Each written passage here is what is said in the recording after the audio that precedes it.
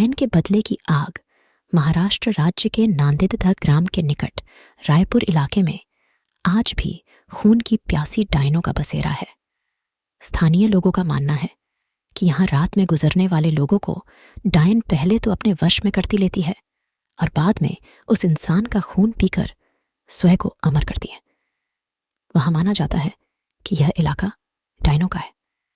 यहाँ पर इंसान का कदम रखना खतरे से खाली नहीं है और अगर आप वहां पर गए तो किसी तरह की गलती आपके लिए काफी नुकसानदायक साबित हो सकती है।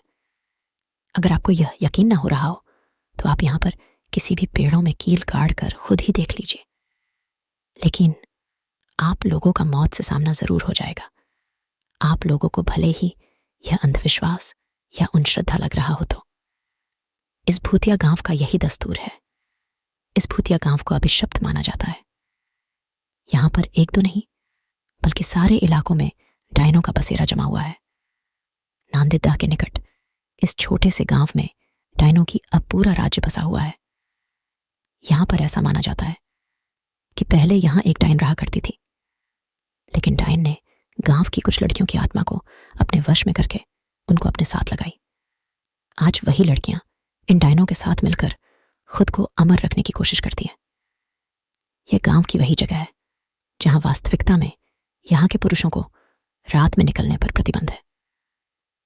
कब किस कौन सी जगह पर डायन उन्हें अपने वश में कर ले कोई नहीं जानता है। अभी तक यहां पर कुल 42 ऐसे मामले आ चुके हैं जिनमें से पुरुष लापता हो गए, लेकिन उनका अभी तक कोई अता पता नहीं चला है।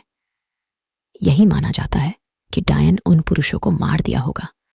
रायपुर में पेड़ों को काटने पर भी प्रतिबंध लगाई गई है। यहां पेड़ों के ऊपर डायनों के रहने की बात बताई जाती है। एक बार एक पेड़ काटने पर गांव के एक मनुष्य की मौत हो गई थी। तब से ही माना जाता है कि डायन का पेड़ काटने पर ही उसकी मौत हुई। यहां पर एक टूटी हुई हवेली के अंदर एक छोटी सी कोठरी है जिसमें कोई भी नहीं आता जाता है और माना जाता है कि इस अंधेरी कोठरी में जो भी गया वो वापस कभी लौटकर नहीं आया है। 16 लोगों की मौत की गवाह इस भूतिया कोठरी को यहां के प्रशासन ने भी सील कर दिया है। डायनों को अपने वश में करने के लिए यहां पर कई तांत्रिकों ने अपनी पूरी शक्ति लगा दी, लेकिन इस बीच 5-6 तांत्रिकों को भी मौत हो गई, जिसके बाद तांत्रिक भी यहां की डायनों को अपने वश में करने से घबराने लगे। कहा जाता है कि गांव में हर अमावस्या और पूर्णिमा की रात को कोई बाहर नहीं निकल। हालांकि यह काफी पुरानी बात है।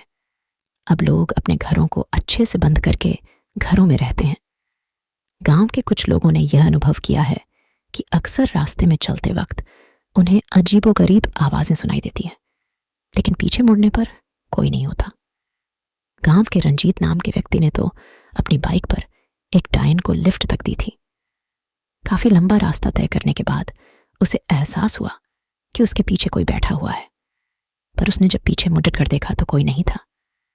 रायपुर के लोगों का मानना है कि यहां कई साल पहले एक खूबसूरत महिला के साथ गांव के कुछ लोगों ने बलात्कार किया था। उसे बंदी बनाकर रख लिया और बाद में उस महिला की बेरहमी से हत्या कर दी। इसके बाद वही डायन बनकर यहां अपना बदला पूरा करती है।